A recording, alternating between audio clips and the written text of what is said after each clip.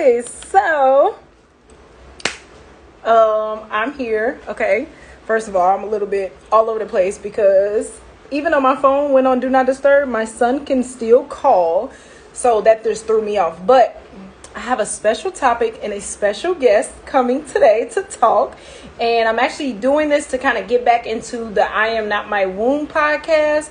So if you're not familiar with that, check that out. It's on Spotify, Google Podcasts, Apple Podcasts, all of the podcasts. You could just check it out. I'm going to download this audio.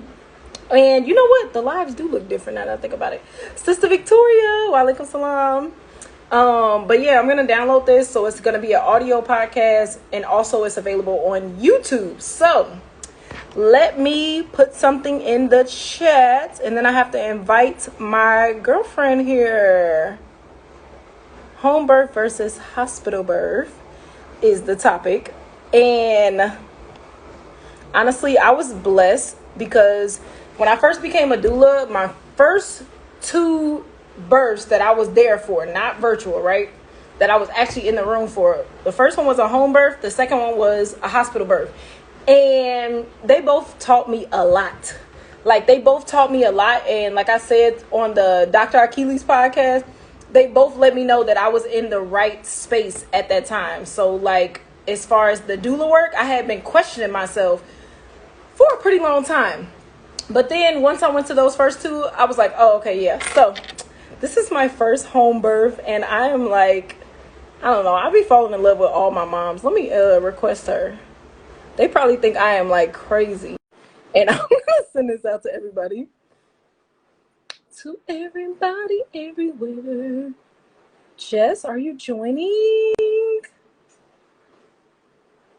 Did I request you? I think I requested you. Okay. That's a TV. Oh, hey. Hey, girl. Hey. How are you doing? Good. Hold on, let me get some chicken. Hi, baby. Look at her. She, like, every time I see her on your stories, I just be like, this is the happiest baby alive. Like, how does it feel to have the happiest baby alive? Good, because the other three weren't the happiest babies alive. You don't think so? It's a refresher. Aww. Okay, so look, let's before you even start talking about the differences, I'm going to turn this ear off because I feel like that makes it louder. Okay, in my house. So anywho, we can start by telling us a little bit about you. Well, my name's Jessica. I'm 30 years old. I have 4 kids now. 8, 7, and 6. And then she just turned 8 months old on the 9th.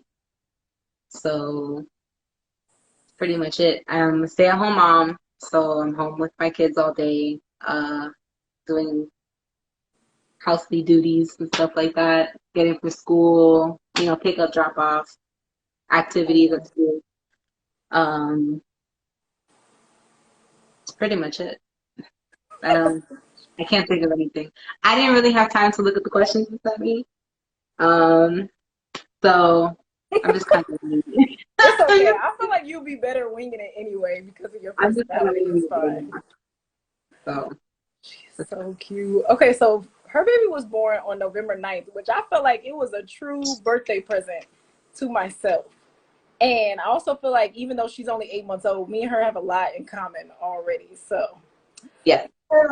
I'm so excited to see her again. Okay, so the topic of the show is home birth versus hospital birth. But I wanted you to start off by telling me, like, you didn't have a doula with your other 3, right? At all? No, okay. So what led you to looking for a doula this 4th time around? Pretty much I felt like there had to be another way. Coming from my last traumatic birth with Issa, my 3rd, I just felt like there had to be something easier. There has to be something easier than what I went through. So I did research. I started looking up people. different birthing methods, and you know, then I found this word named doula, and I was like, what is a doula? I've never heard of a doula before. So Really? then, yeah, I Well, I mean, never. I didn't before I heard of it too, so that makes sense. And it's crazy because like about of all the WIC appointments I had when I was on WIC, and then like all the assistants I had, no one mentioned doula, no one mentioned midwife, no one mentioned at home birth or birthing in a pool, or you know, it was Yeah. always like they always premeditated like either it was going to be a C-section because of my weight, or it was going to be like really hard because of my weight. Yeah. Um, I remember that was one of the things you was worried about too, like as far as the home birth. yeah, that was like, but that was, I think it was instilled in me because of the scare that my OB was giving me. She's like, oh, because of your weight, let's already, like, not schedule it, but let's already start talking about having a C-section. And I'm just like, I can't, I'm not having another C-section. I refuse. It's not, it's not part of my birth plan. And then that's when I remember I was like looking at doulas lightly while I had the OB. And then as soon as she mentioned like the C-section, that's when I dove heavily into looking for a doula and then looking Yeah. for a midwife. And that's when I found you. How many doulas did you interview? A few. It was like 3 or 4. Okay, that's good. Yeah, and I just felt that I felt the most vibe with you, and my husband felt the same way. We were like, you know, seems pretty cool. Okay, look, I want to tell you something funny too, because I don't think I ever said this to you, but I remember our first like consultation where I just like meet you, right? And I remember afterwards I was so confused because all the other ones that I had went on, like they were instantly like on the spot, like, okay, like when can we get started? But that's not the only reason I was confused. I was also confused because you seemed like you didn't really want to be there. So I was like, why did she even why did she even hit me up? So like it took me some time to like kind of understand like, okay, not only the previous births, but then also like your personality in general is like just a little bit different. Just my experience with you, and then just the whole experience of going a different route was so new to me. I felt like I was holding on to the Yeah. OB because I felt like, I don't want to say programmed, but it's like it feels wrong if you're not going to a hospital. Yeah. And I felt like it was instilled in me. Like I couldn't get it out of my head, and that's why I was like, maybe I should just keep the OB just in case. Like if Because something goes wrong or something like that. yeah, like all this. And then when I mentioned, I don't know if I told you this, but when I was breaking things off with the OB, you know, she was like, she was kind of talking smack about doulas and midwives. What? And, you know, she's like, that's not the traditional birthing way. And I was just like, everything wrong, everything about her was wrong. And I'm not going to say her name because it's just not, it's just, I just can't. I mean,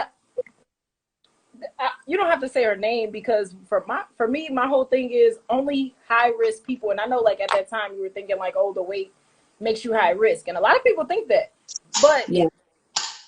only high risk people should be seeing OBs. I'll be telling y'all that nonstop on my page. Like, you should be seeing a midwife regardless. So you don't have to say her name because I'm hoping that if you're watching this, you're not going to go see an OB.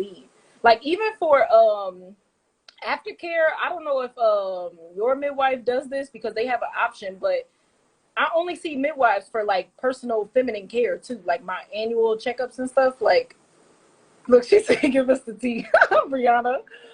Yeah, I only would see a midwife. I don't even want to see them for a pap smear. Like, no, you guys are like, it's not you that was programmed. Really, it was them, and they pushed that on other people.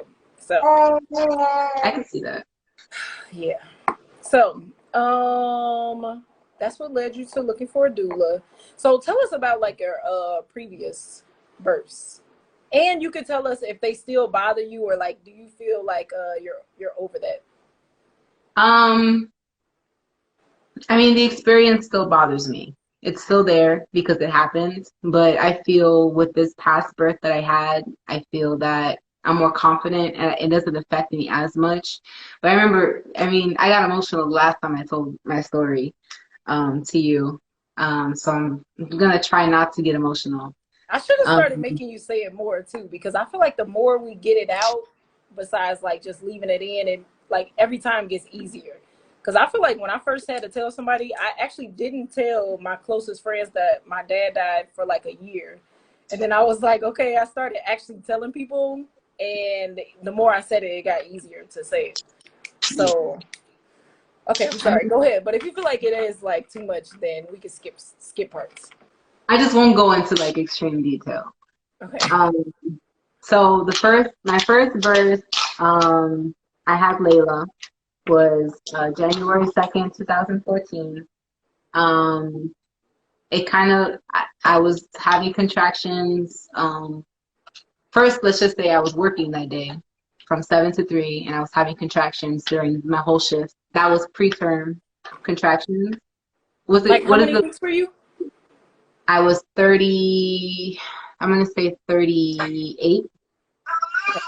But you don't think they were 38. like hurting, so they were like Braxton Hicks? I thought they were Braxton Hicks because, I mean, I've had them before, and I was like, there's no way. Like, I was in working mode, so I wasn't really thinking about it. And then when I got home, I got home at 3. I was relaxing, and then around like 8 o'clock, I started getting like this pain. And my husband was like, maybe it was the chicken wings you ate or something. I don't know what I ate, but he thought it was the food. And I was like, no, because I feel like I have to sit on the toilet. Like, I feel like I have to just sit down, and I don't feel comfortable any other position. Just sitting on the toilet, I was fine. So then after that, I started crying. That's when I knew. I was like, no.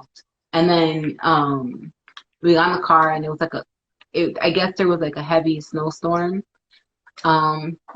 the previous day. So there was like a lot of snow on the road. I was freaking out because I had to drive all the way from Waukegan to Libertyville to Condell for my daughter's birth.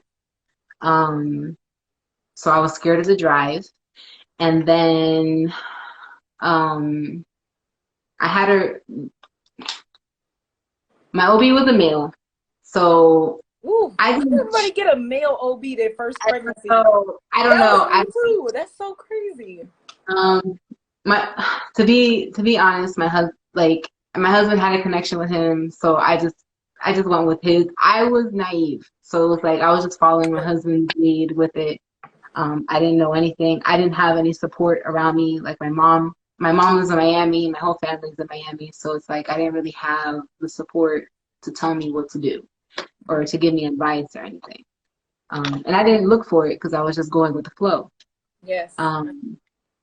So, you know, one of the things that strikes out to me during that birth is, you know, I wasn't allowed to walk. And then right off bat, they offered me an epidural. Like admission. Yeah, like when I got there, they were like, "Oh, you probably not that far. You don't look like you're that." Like I wasn't in pain enough to be that far. So when they checked me, I was 5 centimeters dilated, and then that's when they moved me to the birthing room because I was already there. They can't turn you away after I think 5. Yeah, after 5 or 4, one of those. But yeah. So they took me to the birthing room, and I was in a lot of pain. And again, now that I think back on it, I could have got through those contractions because I went through the contractions with her. So it's like if I would have had that support, I feel like I could have birthed her naturally, but I had an epidural, mostly because the nurses kept bugging me about it, and I was in pain, and I was like, it was more like whatever, give me the epidural. Because but you saying the nurses kept bugging you about it, that's like while you were already in the room, the labor room, and you were hooked up to all this stuff, right? Yeah, and they said that the anesthesiologist has one more mom to go to. And if they go to that mom and you're past a certain amount, they can't give you the epidural. So they kind of scared me into getting an epidural right at that moment when the anesthesiologist was there. Like last call type thing, last chance. Exactly. Miss out. Last call.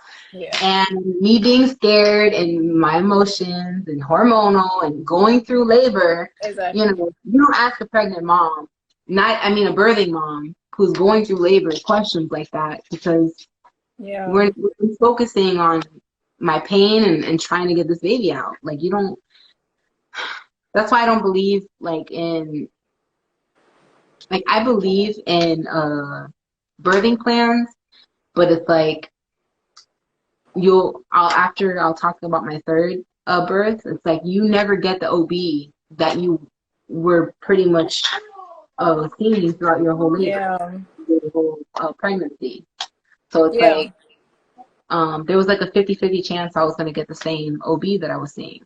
So And how do either you, way, like during your prenatal appointments, you never met any of those nurses, right? I didn't know any of the nurses. Thankfully, the OB that I had was the one that helped me through labor. So he kind of knew my birthing plan, but the way that he was acting during my labor was completely different than how he was acting me through my pregnancy. Like, he was very caring and asking a lot of questions, and it felt like he was just there to do one thing and just get the baby out.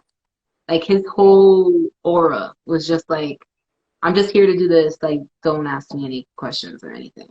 And it just kind of threw me off. And then because I had the epidural, like, I think it was mostly fear-based that I was making noises as I was pushing. And he just told me, like, I don't know the exact words, but it was more of the line like, you don't have to make those noises or something like that. The Because doctor told you that? yeah, he was like, don't make those, like, close your, I don't want to say what I think he said, because I don't know if it was correctly, if I interpreted it wrong.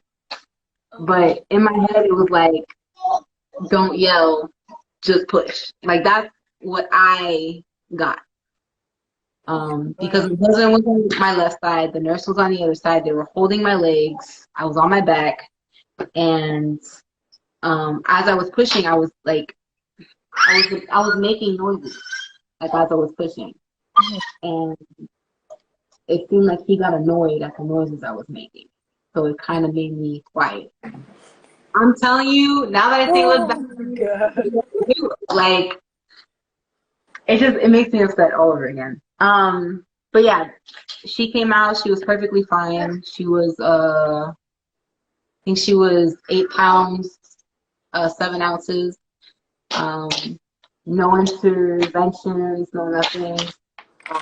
They did cut the cord, and they did take her and wash her and stuff like that. Again, I didn't know. But that birth wasn't as traumatic as my boys. So KJ, he was born in Miami. He was a scheduled C-section. He made it all the way to 40 weeks. I went in that morning, super early in the morning, and Wait. Why was he a scheduled one? Like, when was the C-section scheduled, and why? Like, how far along in your pregnancy was it scheduled, like, determined, and why? 20 weeks. And the reason was what? My weight. Okay. I was the heaviest I ever was, and it was another male. Yeah.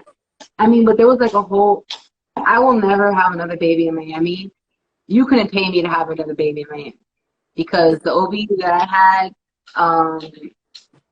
not only like with the insurance problems that I had, but the OB, he just kind of like wrote me off, and I felt like it was too late to get another OB, because it was so close to the schedule. It's crazy. So yeah, KJ made it all the way to 40 weeks. We went in early that morning. He was having problems because of the fluid in his lungs. So he had to stay in the NICU for it was around 18 days. It was just because of the fluid in his lungs, because he wasn't born through the vaginal canal. Okay, can I show this really quick? What?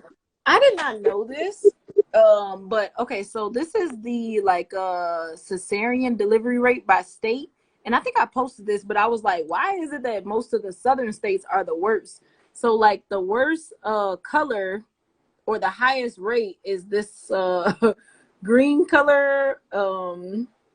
I can't remember what the number is they're going based off of, but basically 35% is their cesarean rates, and that's a green state. So I'm like, why is it that bad? But then also they had a big thing too, like maybe in the 50s or the 60s where they were like banning midwives. That is crazy. I mean, Yeah. everyone we knew had a C-section. Like my cousin had a C-section, my mom had C-sections for me and my sister. They were all born in Miami. Yeah. I think they're just very pro C-section. And then after talking with my husband, I mean, if you think about it, it's all a business. Yeah. It's just for money. Like that's why they promote C-sections. It's just so the hospital can get their money, the doctors can get their money. That's the most money they'll get is from a C-section. Yeah, it is very expensive.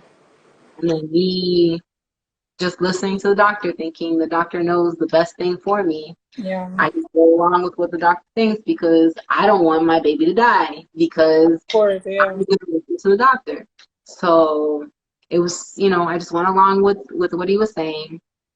After the 18 days, KJ was fine. He thrived, and I mean, everything was good. But you mentioned the fluid in his lungs, and that was from the C-section, though, right? Yeah, he swallowed. He had fluids in his lungs from swallowing it, and it's because, I mean, because when they go through the vaginal canal, yeah, the compresses them and squeezes out all the fluids out of their lungs. Well, when they come out of a C-section, they don't have that compression, so the fluid just stays in there. So when they're pulling them out, it's just stuck. So he had trouble breathing coming out. So I didn't even get I don't believe I saw him. I was on drugs. Like they had me. I barely remember. I barely remember that. We know what you mean, though. Like I have like glimpses and like there's like little things, but I don't remember anything. I don't even think I saw him. I think they just took him because he was having trouble breathing. Now you were living here and then you moved to Florida and then came back? Yes.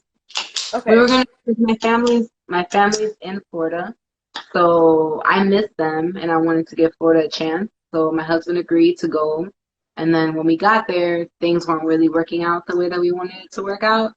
So we decided to come back because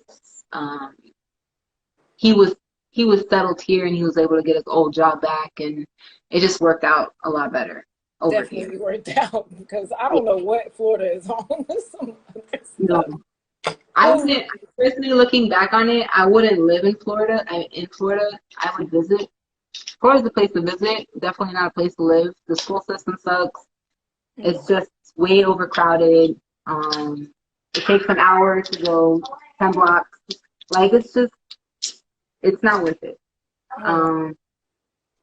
So we decided to move out here, and I was already pregnant at the time. I got pregnant back to back. So Layla was 2014, KJ was 2015, Issa was 2016.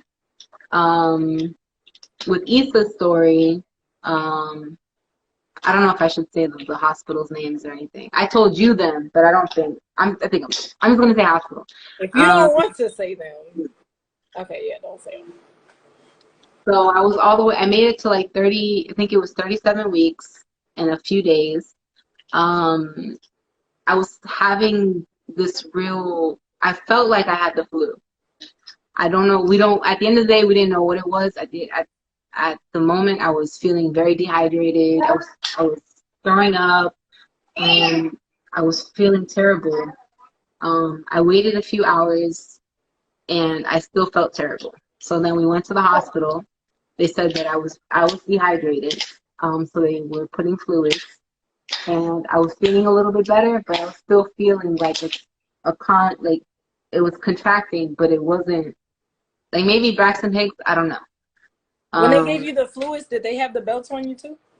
Yes. Oh, okay. So the baby was being monitored. The baby was fine, wasn't in distress. They just had me sitting there with fluids. Then it's so amazing that every time. It was like around midnight, so it was shift change for the nurses and all the doctors. The whole facility was going through a shift change. So one of the nurses came up to me and my husband, and they were like, so you seem fine, but because we're going through a shift change, we can either take you for a C-section now, or you can wait till the morning, because the doctor does not want to wait, doesn't want to stay in the hospital and wait for you. The doctor for that shift wanted to leave, and I guess the next anesthesiologist or whoever it was didn't want to wait. If that makes any sense. Yeah, no, that makes sense. So yeah. So they were saying how do I say?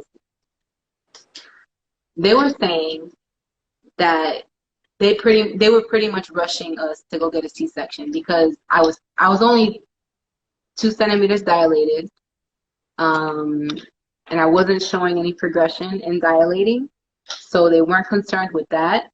But because I was having cramps, they say that the baby could be, I don't know the correct word, but they were pretty much scaring us to have the baby right then in that moment. Yeah.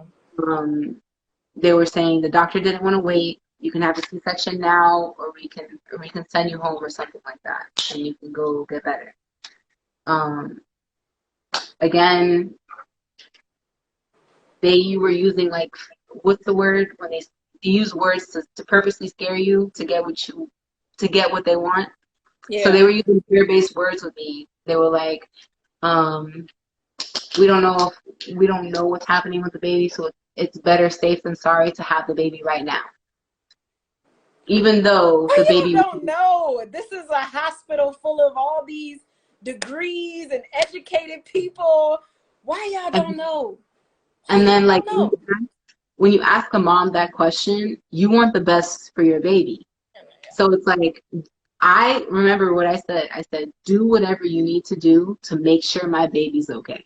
I don't care what it is. Whatever it is, just do what you need to do. So they had me for a C-section.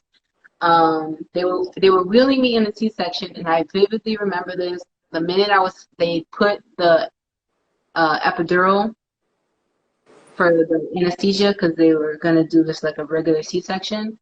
As soon as they did that, I guess because of my condition, I was so dehydrated, I started to pass out. The anesthesiologist, the last thing I said is, we're losing her. So that's the last, and I knocked out. I don't remember anything after that. I just remember, like, a lot of yelling. The anesthesiologist is yelling at the nurses are yelling at the anesthesiologist. Like, because I'm passing out, the baby was in distress. So it turned that quickly into an emergency C-section where they had to get him out as soon as possible. Okay, wait, can I just say a couple things real quick?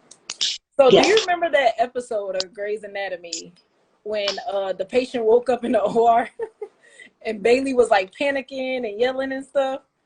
Yes. You remember? It was kind of like that. That's what it made me think of. And I remember, like, long time ago, because I've rewatched the show so many times, but long time ago when I first seen it, I was like, when she was like, she doesn't want Bailey to operate anymore, I was like, this girl is tweaking. Like, it's not that big of a deal. Like, calm down. Like, but now that I'm, like, hearing it from you too and thinking about it again, I'm like, you know what? Just the fact that you remember that part. It's there in my mind. So I don't remember looking, but I can hear it. I remember hearing everything. And it's very traumatic when you have no control of your body. Yes. And you see people fighting over your body, like, and then you don't know what's happening with your baby at the same time. It's like, I was very traumatized after that. Yeah. I didn't, again, because he was a C-section, he did have fluid in his lungs, so Issa was in the NICU for like 20 days. He did get worse in the NICU, and then he got better. So they had to transfer him. they had to transfer him to like a level 2 trauma center or something like that because his lungs weren't as developed, and he was transferred to a hospital in Evanston where they took amazing care of him. That's good. Yeah. The doctors are great, but then again, it's like I'm going through postpartum depression because I can't see my baby every day. And then I have 2 other little ones there with me that I have to take care of every day. It wasn't an easy situation for me. I was definitely in postpartum depression at that point. And I went so far as having to go on medication for it. Oh, really? You never told me that. Yeah. Because I was traumatized. And then just because of all that trauma, like going through with what I went through with Amira, as soon as the OB was saying like trigger words that triggered me, and all I kept thinking was Easter and KJ's birth, and then I was like, I cannot do this again. There has to be an easier way. And then I brought up the idea to Kadeem, and I was like, maybe let's try to find a doula. Let's see if we can get a midwife. And that started our journey. Oh, girl. All right, so Bree said that non-reassuring fetal status was probably the term they used. Does that sound familiar? Non-reassuring fetal status. Yeah, so like they didn't know, but they weren't comfortable telling me that the baby was okay, but they weren't comfortable telling me the baby was in distress. So they left me in like a limbo of thinking with my decision, oh my God, if I just choose not to have service right now, if I choose not to have a C-section right now, my baby might die. Right. It was in a limbo state they left me in. So at the end of the day, I was just like, look, whatever you have to do to make sure my child comes out alive, do it. I don't care. And they chose C-section because that was what they wanted to do in the first place. They didn't want to give me the opportunity to get better by myself. So with your third pregnancy, was that automatically going to be a cesarean too, or were you planning a VBAC? That was supposed to be, it was a scheduled C-section as well because of my weight and the cut was still so fresh. I didn't know that you could have a VBAC that early. They were telling me that I might not, the fear-based words that the OB was using for Amira, like that I might tear on the inside and my cut might open. They were using that for Issa when I was pregnant. So I was scared that. Yeah, so I was scared that my stitches were gonna open, not my stitches, but like my wound was gonna open on the inside and I was gonna hemorrhage. Yeah. So I just decided to have a C-section at that point. I just had it in my head already. The only reason that I was more than comfortable having Amira as a vaginal birth was because so much time had passed with Issa. And again, the support from you and the support from I can't even think of her name right now. What's her name? What? Barb. Barb. I'm thinking Brittany. I don't know why I thought Brittany. But the support from Barb and the support from you, it was just, you guys gave me the confidence that I was able to do this pregnancy and go through it. It was, I remember you guys would like, I would have come with my questions and you guys would like completely turn me into a 180 and have more confidence in my body, that I was able to do what my body was made to do. So, okay, so before I forget, I just want to mention that you said you were 37 weeks and 2 centimeters. Yeah, with Issa. Yes. So people always think that, even though I know like you had a cesarean right then and there, but I'm just saying, people always think that the dilation means something. When you can be dilated at 37 weeks and not have your baby at 37 weeks. I just wanted to say that. Because I know that I stayed in cervical check. But I didn't know that at that point. Oh, so people really be thinking that number just be determining when and where. But okay. The other thing I wanted to mention, Brianna in the comments, Natural Bree. So I found out about Barb from her. And that's when I started. I think I already had you, and we were just looking, like we were just really just looking.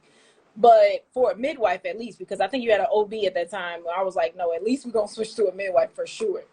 Yeah. But I was stalking Barb. Like, I don't know if she thought I was crazy, because I didn't even want to tell you about her until I actually got in contact with her. Because once Brianna gave me her information, I literally stalked her, and I'm like, is this lady on vacation or like what? Like, it took her at least a good 2, maybe 3 weeks, if not more, to actually like respond to me. I hit her up, like I filled out the form on the website. I was calling the number. I was like, no, this lady is about to respond to me. Because I don't know if she was annoyed, maybe because I wasn't the person that was pregnant and I was calling as a doula, but I don't know. But I was like, look, you're going to get on this phone and let me know what's going on. So then, okay. Yeah, so shout out to Brianna for even giving me that information, because even when I had Jaylani, that was in 2018, and I didn't know anything about people home birthing in Illinois. Like, I didn't know nothing about home birthing, none of that. I just thought the norm is just to go to the hospital, have your baby. Like, I did have a midwife over the first time I had an OB, but that was the only difference. I think I tried to go to the birth center, but that didn't work out. I ended up having her in a hospital. But anyway. Okay, so now on a lighter note, if you could tell us about your most recent birth, that would be great. Like from when I started, like from 20 weeks from when I met you, or like the whole pregnancy thing? Okay, so there is one thing I was going to ask about, because, well, no, you could talk about the whole thing, because I feel like it was some things that happened before, like you said, that like triggered you into being like, okay, no, I got to do this research and figure out what else is out here. So yeah, you can start from the beginning. Okay. So which I also want to say that I'm surprised after all of that, y'all still like tried again, because I probably would have just been like, just tie my tubes, like just tie them up, just take the tubes. She was a pandemic baby. She was. Oh, she was definitely supposed to be here. She is so perfect. I was supposed to be done after Issa, but I mean, we were blessed with her. For some reason, I had a feeling that I knew I wasn't done, but I mean, we were saying that we were done for so long, I just believed it. So when I found that I was pregnant, I went straight into like educating myself and looking up the newest things that like of birthing and stuff like that, and I just like dove right in. I started following doulas on Instagram. I have like 1,000 doulas on my Instagram. 1,000 midwives, like a whole bunch of videos, and I was just addicted. I was scared to take that step, so I still went with the OB, just because it was all I knew. So I had this OB. First few appointments were okay. They weren't terrible. It only started after they wanted me to take the diabetic drink. Oh, yeah. And then they wanted to test me. Diabetic drink. I'm sorry. But yeah. That's right, the little drink. The sugar, the glucose thing. The glucose thing. So once we got to that point, that's when stuff started going downhill. So I waived the option to do the glucose drink because I had surgery, gastric bypass surgery.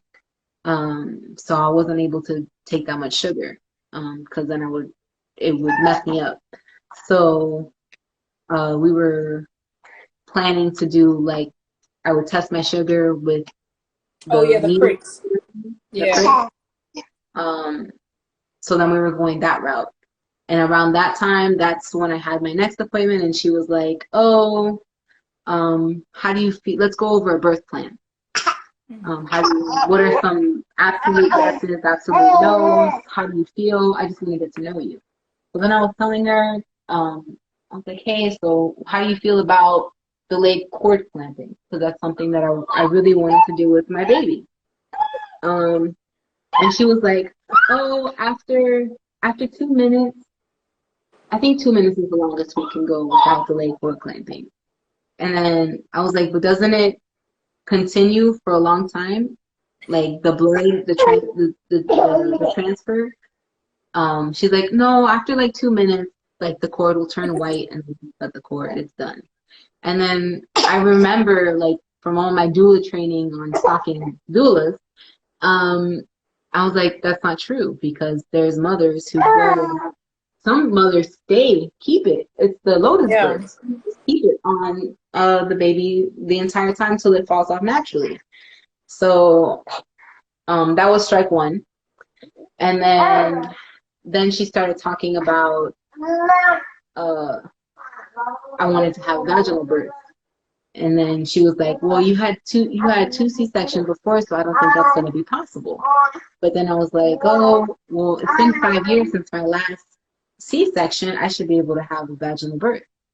And then she was like, well, let me see what kind of how they cut you. Because I guess it depends. If they cut you horizontally, vertically, it's like a more risk that you'll tear or something. So I had to go on a hunt to find that information out, because that was 5 years ago. So after I told her that, she was like, I still think that we should go with the C-section, because at the risk of your weight and the risk of you tearing. And then at that point, I was getting a little annoyed with her. The vibe just started dropping, and I was like, listen, I'm going to go and look at my options. And that's when I was I think we had our interview with you around that time. And I was like, look, I'm gonna go look at a doula and look at a midwife. And she was like, no, I don't think that's necessary. I don't think you need to have a doula, because I was trying to see if I could have a doula in the hospital. That would make me feel more comfortable. And she was like, no, we only allow one person, because of COVID, one person in birthing room. That was strike three. I was done at that point. So then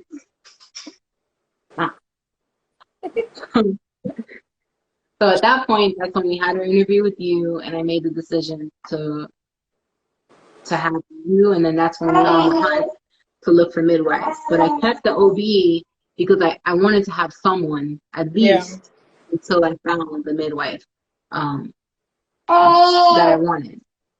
And then that's when we went searching high and low, and then you were stalking Barb, and you found Barb. Oh my God. And it just went uphill from there. Like, I felt the appointments were very relaxing.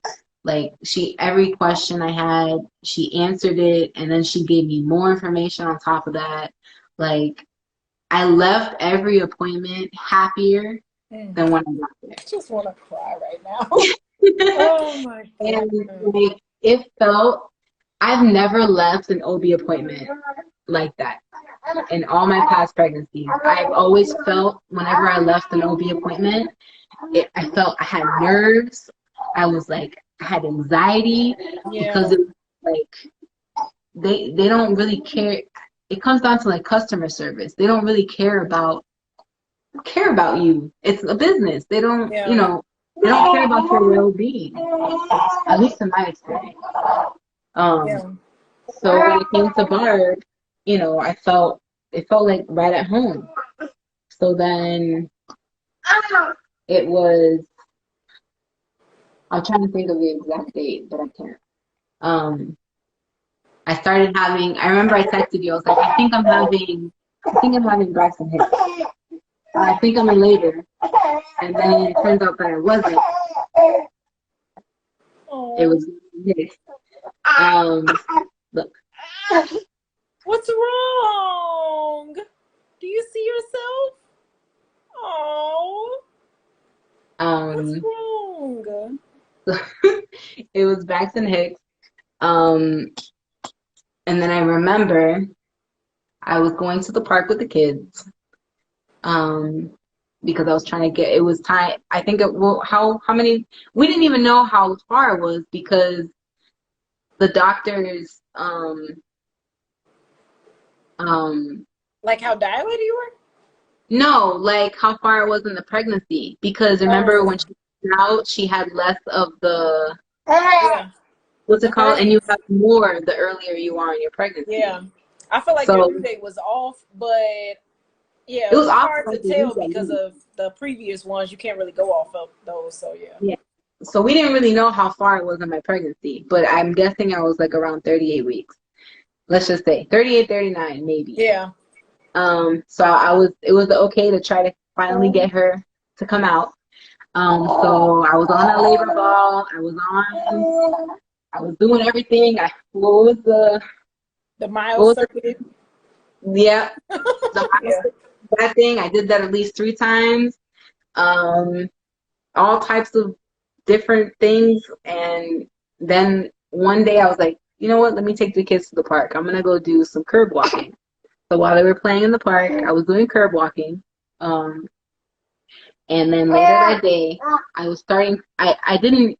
I felt something. I don't know what it was, but I was like, let me just go to bed. Because if it was bad, I would wake up. So I went to sleep. I kept waking up like every now and then because the baby kept moving. So then it wasn't enough to get me worried, but I knew something was going on. It didn't start until I woke up at 7 o'clock in the morning to get the kids ready for school. So I was getting them ready, and then I started feeling it was a more intense pain that I was feeling. And then once I dropped them off at school at 8 o'clock, that's when they start. I came back home, and it just hit me. I don't know if my body relaxed. I don't know what happened. But at 8 o'clock on the dot, I was like, Kadeem, I'm worried. I think I'm going to have a baby today. And he was like, maybe go text Tayla and let her know, and we'll count them, and we'll see what's going on. I don't know if it was me texting you or I don't know. You don't remember. What happened, but I was like, I think I'm having this baby today. And then you text me. I still have all the text messages, by the way. Me too. And then I forgot what you were doing at the time, but you had to figure out to drop the kids off or something. Oh yeah.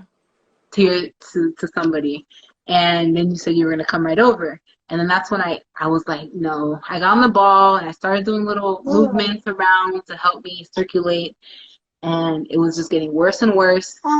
Then my husband, he went straight into like birthing mode. He was like a robot. I couldn't talk to him. He was just like so focused on what he was doing. He got the birthing pool out, and then we realized that the hose wasn't connecting. So we had to fill water and heat them up on the stove so they would get warm to fill up the pool. And I was in the bathtub, and that's when you showed up. And girl, I was in pain. And then all I remember is you telling me, okay, we gotta get up. I did not want to get up. Out the tub? I did not want to get up out of that bathtub because the water was helping me so much. She's tired. The water was helping me so much.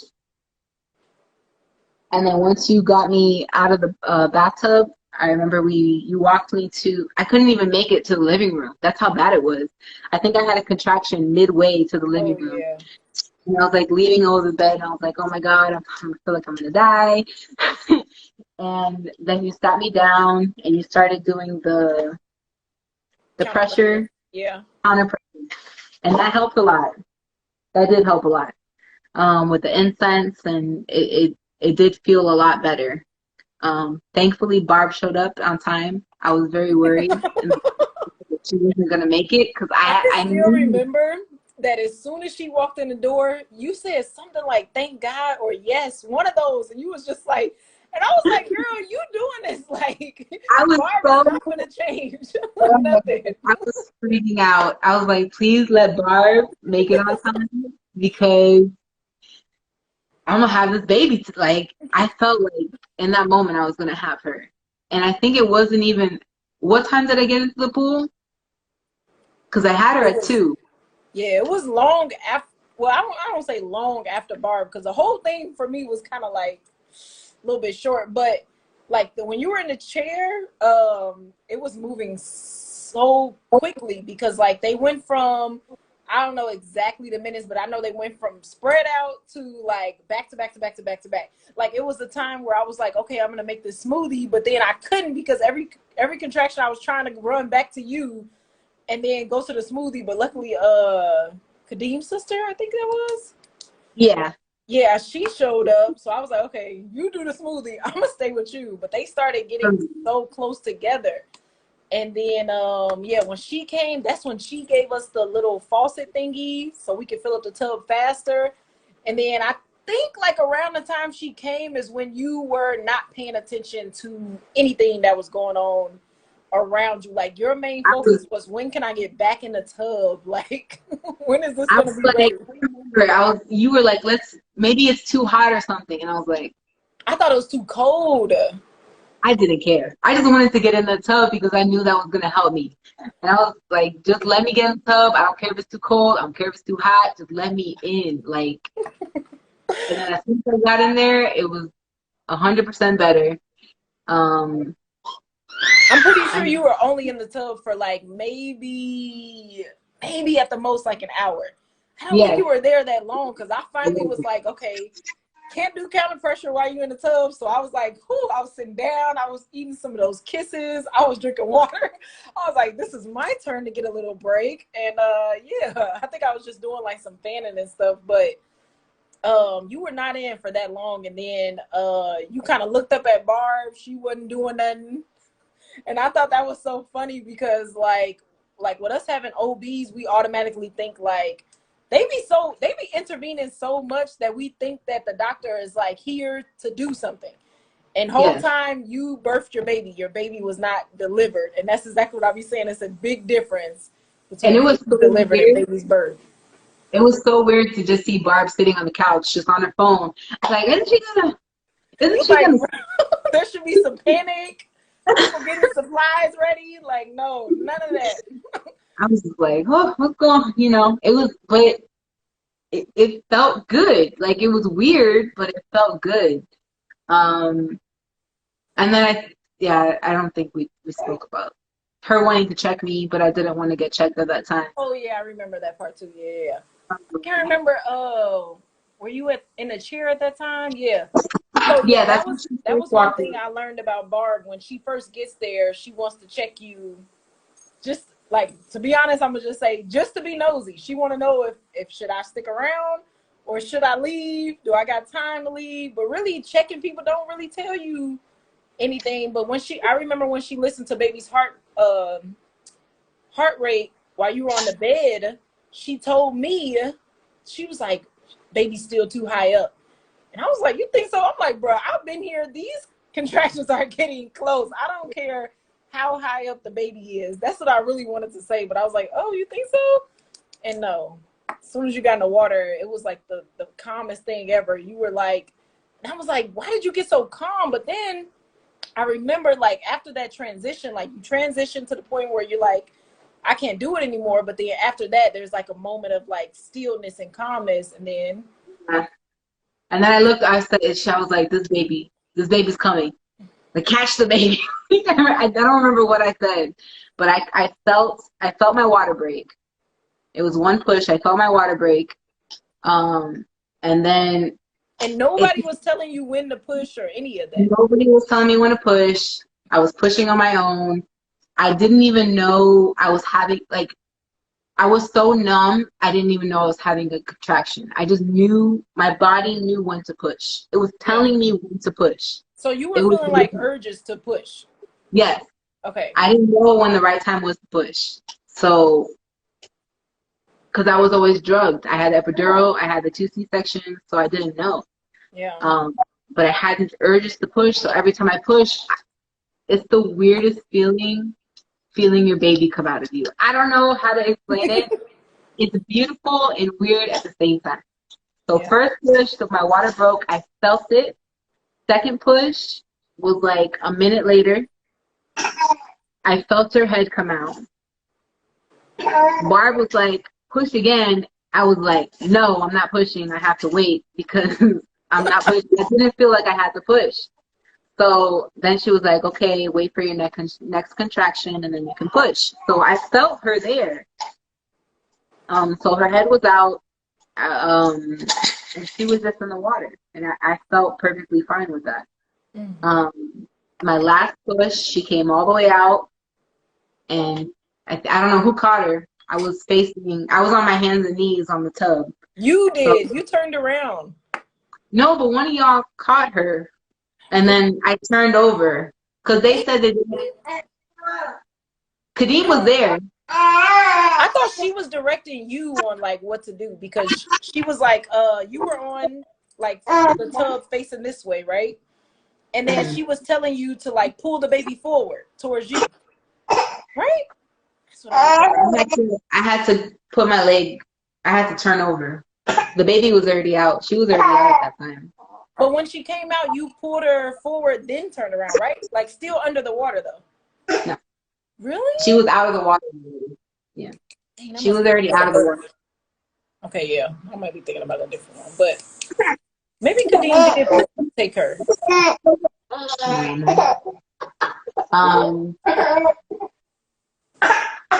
So after that, I just stayed in the water. She was on my chest. It took a minute for her to breathe. And I think every parent has that kind of like hold your breath type of moment until you hear the baby cry. And that's how I was feeling until I heard her cry. I was like holding my breath the whole time. And then as soon as she started crying, I started crying. And I mean, I think overall it was a beautiful experience. She was great. She was fine as soon as she came out. I birthed my placenta in the pool. We did delayed cord clamping, which is something that I really wanted to do, and you and Barb supported that, and that was really great. It was much longer than 2 minutes. It was much longer. I don't even know how long. It felt like a dream. Like I don't even know how long. Yeah, because you turn around, you actually held the baby, then you birthed the placenta, then you got out of the tub, then you went to your bed, then we cut the cord. Like it was like some gaps. Yeah. So we did the delayed cord clamping, and I mean Barb, she heard her heartbeat, she checked her, everything was fine. I think we just did skin to skin the whole time. Breastfed. Yeah, you breastfed for sure. She latched on great the first time. She wants to be breastfed. He's been so good this whole time. All right, so I'm gonna let you go. So the last thing I was gonna ask is, if you could change anything, what would it be? Nothing. Nothing? Maybe not taking my kids to school that day. Everything actually lasted perfectly. Oh, and Instagram just gave me a countdown, 1 minute and 30 seconds. But everything worked out perfectly too because Kadeem didn't miss the birth. I know he was worried everybody's gonna miss the birth, and you was gonna be the only one. You remember that? So yeah, everything was good. The whole thing was great. Okay, well, thank you for coming on here. I'll talk to you later, and I'm gonna post this so you can watch it later too. Bye. Okay. See you later. Okay, bye. Bye. Oh. Okay, I'll talk to you later. Okay. Bye.